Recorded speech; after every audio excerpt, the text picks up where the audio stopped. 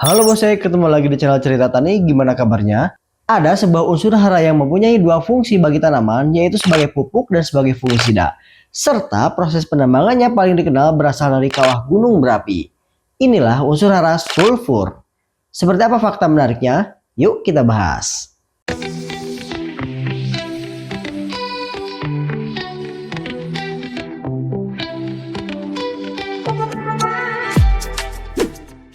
Ada beberapa fakta menarik tentang unsur hara sulfur.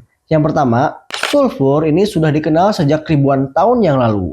Nah, bahkan di zaman Romawi kuno, bangsa Mesir, Yunani itu memanfaatkannya sebagai obat dan pengawet hingga bahan pengasap. Dan dalam pertanian modern, sulfur menjadi salah satu unsur hara esensial bagi tanaman. Kemudian, sulfur membentuk asam amino penting.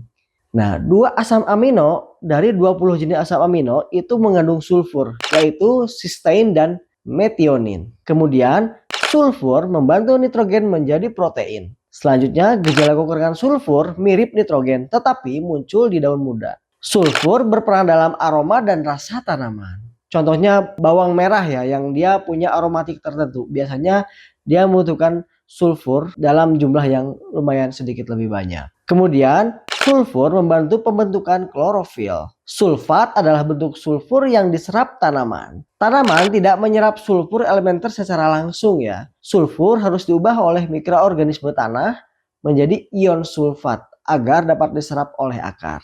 Kemudian, sulfur elementer dapat menurunkan pH tanah. Sulfur membantu tanaman lebih tahan terhadap penyakit. Dan terakhir, kebutuhan sulfur meningkat seiring produktivitas tanaman. Nah, sebelum kita bahas lebih lanjut, kita akan membahas dulu tentang sejarah ditemukannya sulfur serta peranannya bagi unsur hara. Kata sulfur berasal dari bahasa Latin yang berarti batu yang terbakar. Ini merujuk pada sifatnya yang mudah terbakar dan menghasilkan nyala berwarna biru. Perlu dibedakan antara sulfur dan sulfat ya bos ya. Jadi sulfur ini adalah unsur kimianya, sedangkan sulfat ini adalah bentuk ion yang dapat diserap oleh tanaman. Nah, kadang di luar sana yang sudah menjadi produk pupuk itu biasanya dalam bentuk sulfat. Jadi ion sulfat yang siap diserap oleh tanaman. Jadi yang ditemukan terlebih dahulu adalah sulfurnya. Nah, sedangkan pemahaman bahwa tanaman menyerap sulfur dalam bentuk sulfat berkembang melalui penelitian ilmu kimia dan fisiologi tanaman. Sulfur sudah dikenal sejak zaman kuno, kurang lebih 2000 tahun sebelum Masehi. Sulfur merupakan salah satu unsur yang telah dikenal manusia jauh sebelum ilmu kimia modern berkembang. Nah, karena sulfur ini banyak ditemukan di gunung berapi, nah manusia ini dapat mengumpulkannya langsung dari alam. Para penambang bisa langsung mengambil bongkahan-bongkahan sulfur itu dari kawah gunung berapi ya biasanya. Kemudian, sebelum abad ke-18, para ilmuwan belum memahami bahwa sulfur merupakan unsur kimia. Saat itu, sulfur dianggap sebagai salah satu bahan alam biasa karena konsep unsur kimia belum dikembangkan. Kemudian, Anthony Lavoisier yang dikenal sebagai bapak kimia modern melakukan berbagai eksperimen pada akhir abad ke-18. Ia menunjukkan bahwa sulfur bukan campuran, tidak dapat diuraikan menjadi zat lain melalui reaksi kimia biasa. Sulfur merupakan unsur kimia murni. Pada tahun 1789, Lavoisier memasukkan sulfur ke dalam daftar unsur kimia dalam bukunya Elementary Treatise of Chemistry. Ketika sulfat dibakar, ilmuwan menemukan bahwa sulfur bereaksi dengan oksigen membentuk sulfur dioksida atau rumus kimianya SO2.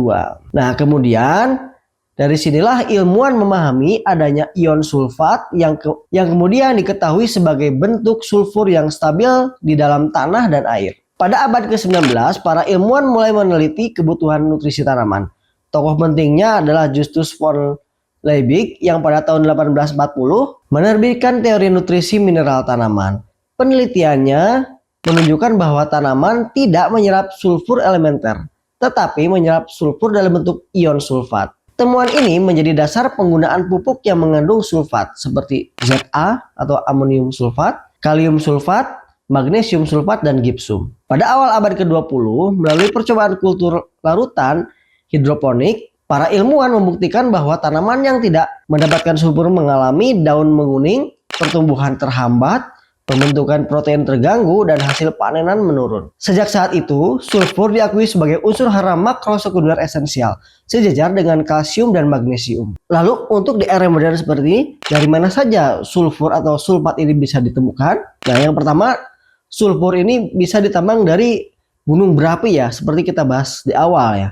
Ini biasanya di daerah vulkanik. Jadi gas yang mengandung sulfur ini terutama hidrogen sulfida dan sulfur dioksida keluar melalui rekahan tanah. Nah, ketika gas tersebut mendingin di dekat permukaan, sulfur mengkristal menjadi endapan berwarna kuning cerah.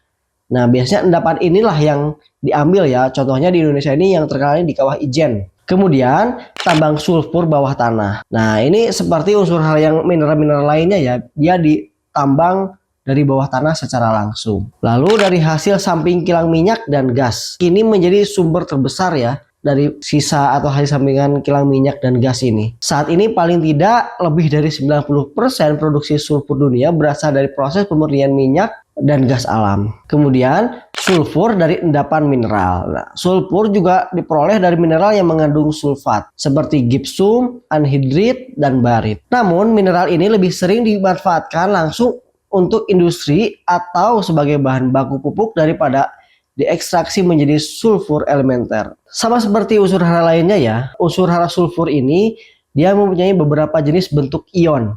Nah, hanya tadi di awal kita bahas, ion yang bisa diserap oleh tanaman ini hanya dalam bentuk ion sulfat atau SO4 2-. Apa aja bentuk-bentuk ionnya? Paling tidak ada 8 bentuk ion, yaitu dalam bentuk sulfat, kemudian bisulfat atau hidrogen sulfat, kemudian sulfit, kemudian bisulfit, lalu sulfida, kemudian hidrogen sulfida, tiosulfat, polisulfat. Nah, beberapa jenis ion ini tentunya ini ada yang tersedia langsung di dalam tanah dan tanah pertanian ya maksudnya. Ada juga yang jarang sekali ditemukan di kawasan atau di area pertanian. Hampir 95-99% sulfur diserap tanaman dalam bentuk ion sulfat. Prosesnya, sulfur organik dalam tanah ini diuraikan dengan mikroorganisme ya.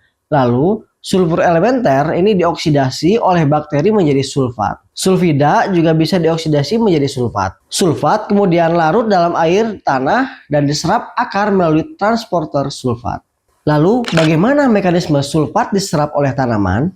Nah, ini ada proses yang sangat panjang ya dan sangat menarik kita bahas. Mekanisme penyerapan sulfat oleh akar merupakan proses aktif yang melibatkan protein transporter. Nah, yang pertama, sulfat ini larut di dalam larutan tanah ya bos ya. Sebelum diserap, sulfur harus berada dalam bentuk ion sulfat yang terlarut di air tanah. Sumber sulfat ini berasal biasanya dari mineral tanah, kemudian dari pupuk, biasanya pupuk Za ya yang paling familiar, bisa dari kalium sulfat, magnesium sulfat, atau dari kalsium sulfat. Lalu dari oksidasi sulfur elementer oleh bakteri, kemudian dekomposisi bahan organik. Ion sulfat kemudian bergerak menuju permukaan akar melalui 3 mekanisme. Yang pertama, aliran massa atau mass flow. Nah, ini terbawa air yang diserap akar. Kemudian melalui difusi. Ini bergerak dari daerah berkonsentrasi tinggi ke konsentrasi di sekitar akar ya. Lalu intersepsi akar. Akar tumbuh dan bersentuhan langsung dengan ion sulfat. Pada sulfur, difusi merupakan mekanisme yang paling dominan. Kemudian setelah itu sulfat mencapai rambut akar. Nah, setelah sulfat mencapai rambut akar ini akan memperluas permukaannya sehingga menyerap hingga ratusan kali lipat. Dari permukaan rambut akar terdapat membran plasma yang bersifat selektif. Tetapi masalahnya ya bos ya, membran plasma akar ini banyak tapi tidak bisa langsung diserap oleh akar. Kemudian membran sel tersusun dari lipid yang tidak dapat dilewati oleh ion bermuatan. Nah, karena itu diperlukan protein transporter sulfat. Nah, ini tadi yang kita bahas transporternya. Tahap yang ketiga, pompa proton menghasilkan energi. Inilah tahap paling penting ya bos ya.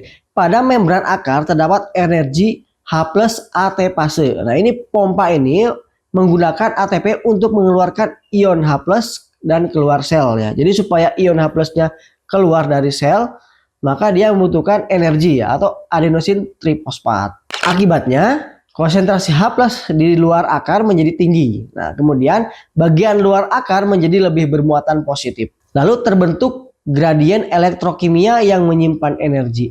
Nah, ini gradien inilah yang ada energi supaya bisa sulfat ini masuk atau diserap oleh akar. Tahap berikutnya, sulfat masuk melalui transporter. Nah, transporter tadi ya. Nah, protein transporter ini bekerja seperti pintu otomatis ya, Bos ya. Ketika ion H+ ini atau hidrogen ini masuk kembali ke dalam sel, mengikuti gradiennya, transporter membawa ion sulfat bersamanya. Proses ini disebut dengan proton sulfat symport. Jadi energi sebenarnya berasal dari gradien H ya, atau hidrogen ini, yang dibentuk oleh pompa proton. Lalu tahap berikutnya, sulfat ini berpindah menuju silinder pusat akar.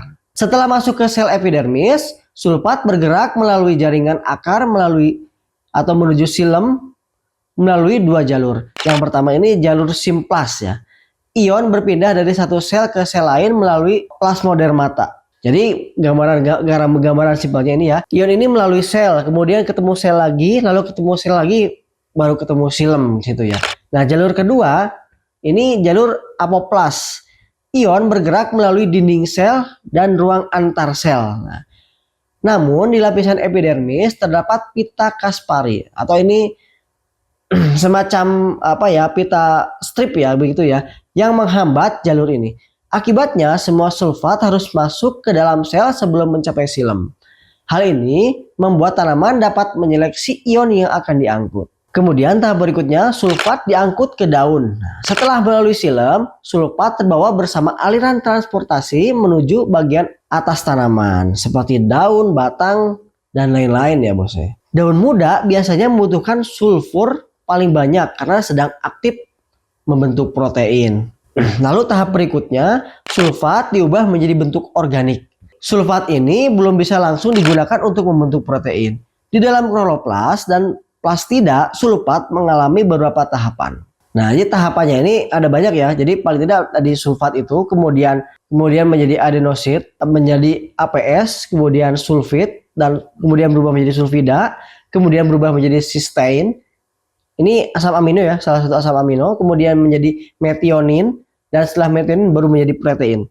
Nah, ini cysteine dan protein inilah dan metionin inilah salah satu asam amino yang mengandung sulfat. Sehingga kalau tanaman ini kekurangan sulfat, maka dia akan gagal membentuk asam amino yang dibutuhkan oleh tubuh tanaman itu sendiri ya. Asam amino yang mengandung sulfur seperti cysteine dan metionin menjadi bahan pembentuk protein, enzim, vitamin, glutathione atau antioksidan ya, lalu berbagai senyawa pertahanan tanaman. Lalu faktor yang mempengaruhi penyerapan sulfat. Nah, faktor pertama ini adalah kelembaban tanah.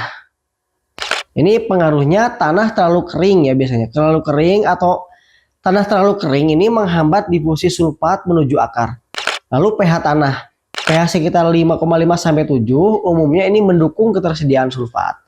Lalu aerasi. Nah, aerasi ini tanah yang cukup oksigen ini membantu pembentukan sulfat dari sulfur elementer. Kemudian suhu tanah.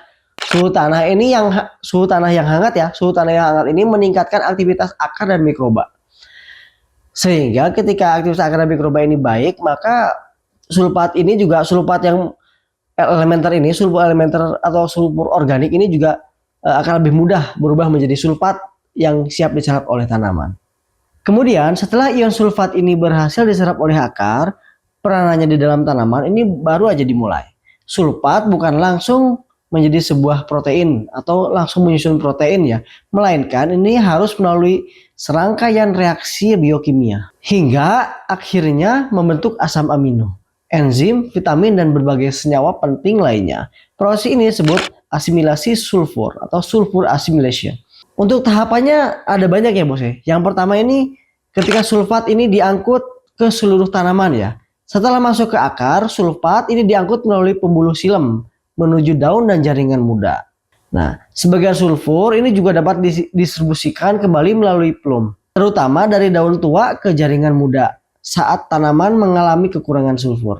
Jadi ini bisa ditranslokasikan seperti kalium ya bos ya.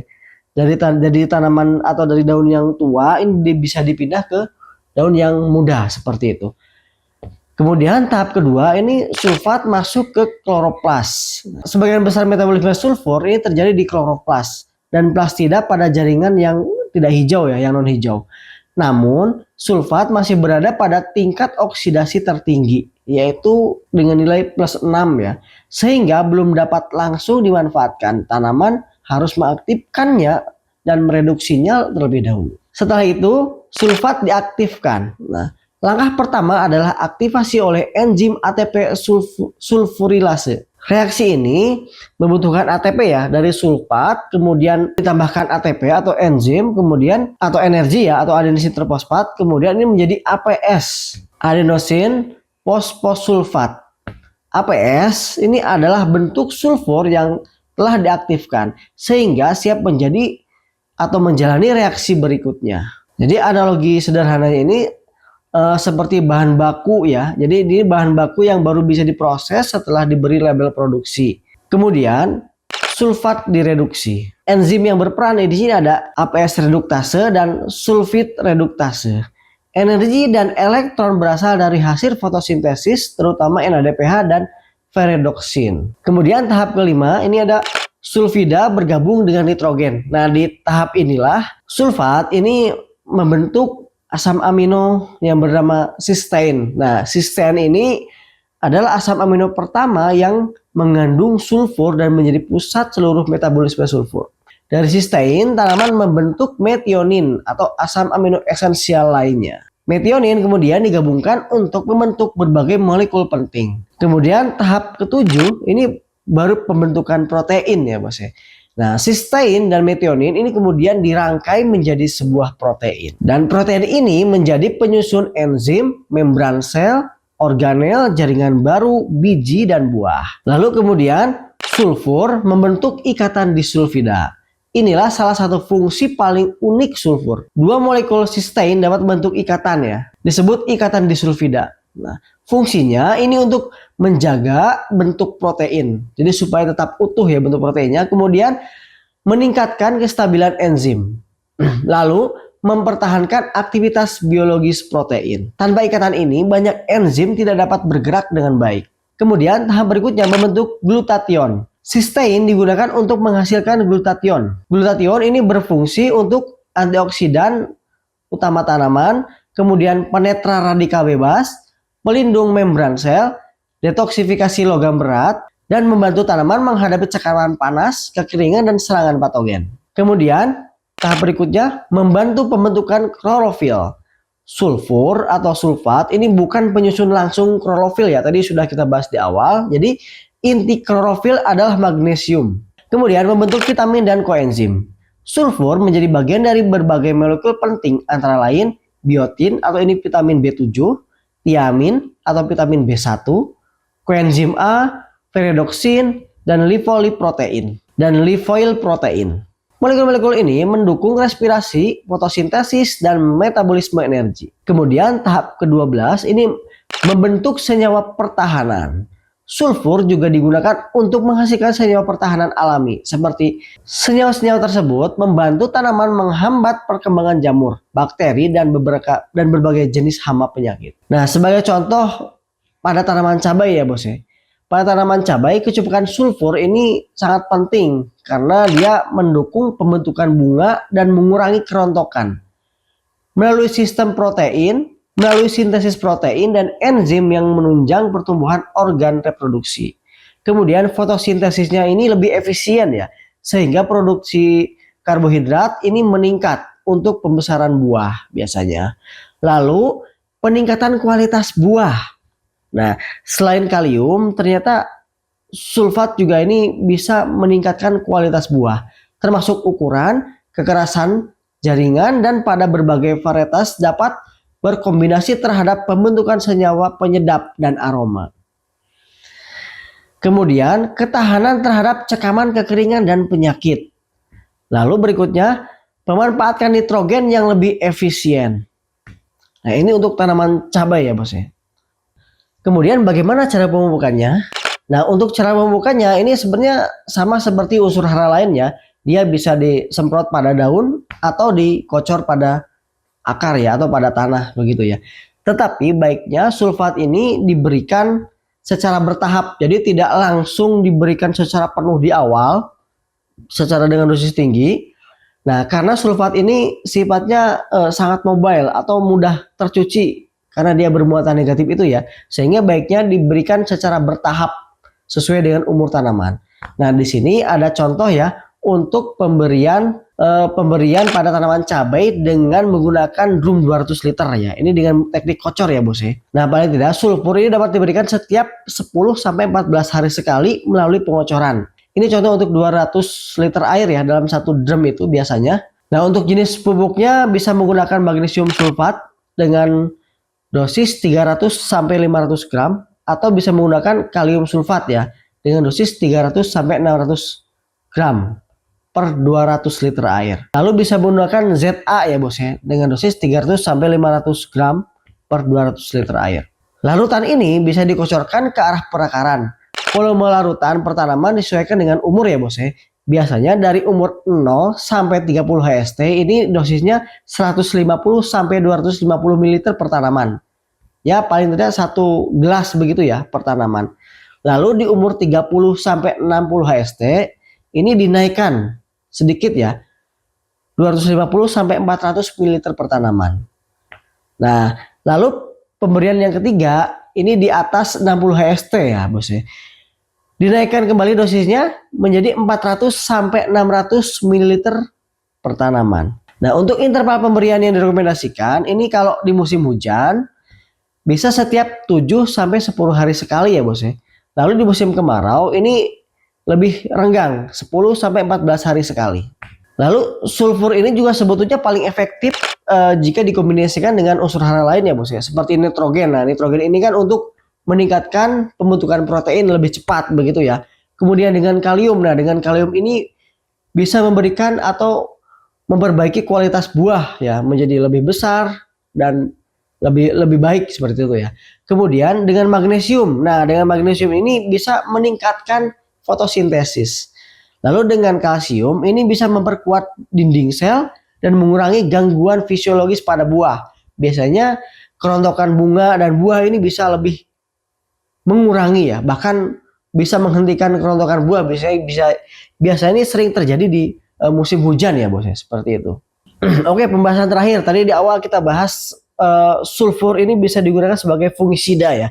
Nah, fungisida sulfur ini dalam bentuk bahan aktif belerang atau sulfur elementer ya. Nah, sulfur ini sebetulnya sifatnya lebih ke protektif ya. Jadi dia tidak bekerja secara sistemik, tetapi dia secara kontak ya. Dan kontaknya ini juga sebetulnya lebih ke proteksi, jadi pencegahan sebelum terjadi. Nah, mekanisme kerjanya, sulfur atau belerang ini ketika disemprotkan kepada tanaman, ini akan melindungi lapisan-lapisan sel bagian luar tanaman ya. Sehingga ketika ada patogen masuk, patogen tidak bisa menyerang tanaman karena sudah terlindungi oleh unsur belerang atau sulfur ini ya bos. Nah, kemudian karena sulfur ini bekerja secara kontak, unsur ini tidak bisa masuk ke dalam jaringan tanaman secara langsung ya, dan tidak dapat menyembuhkan infeksi yang sudah berkembang di dalam jaringan. Jadi ini sifatnya lebih ke pencegahan ya bos. Nah, kemudian ini pada suhu dan kelembapan yang sesuai, sebagian belerang atau sulfur ini berubah menjadi bentuk yang lebih reaktif, termasuk menghasilkan sedikit hidrogen sulfida di sekitar permukaan spora dan hifa jamur ya bos ya. Sehingga senyawa ini yang menjadi toksik bagi jamur ya.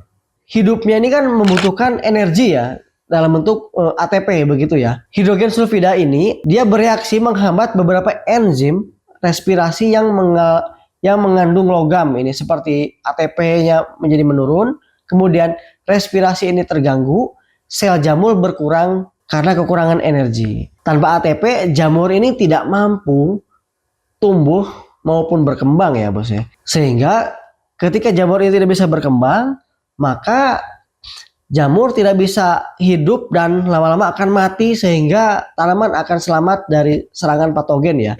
Biasanya yang paling sering ini paling efektif pemberian sulfur ini atau belerang ini untuk pencegahan penyakit downy mildew misalnya pada tanaman merambat ya, atau powdery mildew itu biasanya pada melon, kemudian pada timun begitu ya bos ya. Bisa juga untuk pencegahan Phytophthora ya, Phytophthora alternaria itu juga sangat bagus ya begitu ya bos ya. Tetapi belerang atau sulfur ini bekerja paling baik ini di suhu di rentan 20 sampai 30 derajat Celcius ya. Di siang atau di musim kemarau biasanya kan dia suhunya lebih tinggi ya. Maka efek sampingnya ini akan tanaman ini atau daun ini akan mudah terbakar, sehingga ini tidak rekomendasikan dilakukan di musim panas atau musim kemarau ya bos ya. Bisa, tetapi pemberian aplikasinya ini harus saat suhu sedang betul-betul dingin. Biasanya di pagi hari atau di sore hari ya begitu ya bos ya. Saat suhu belum naik begitu ya intinya. Oke bos, itu dia pembahasan kita tentang unsur hara sulfat. Semoga bermanfaat. Jika bos ada pertanyaan dan ada informasi lain silahkan tulis di kolom komentar lebih banyak ya bos ya di sini. Nanti akan kita jawab satu persatu. Terima kasih telah menyimak video ini. Semoga bermanfaat. Saya akhiri dengan wassalamualaikum warahmatullahi wabarakatuh.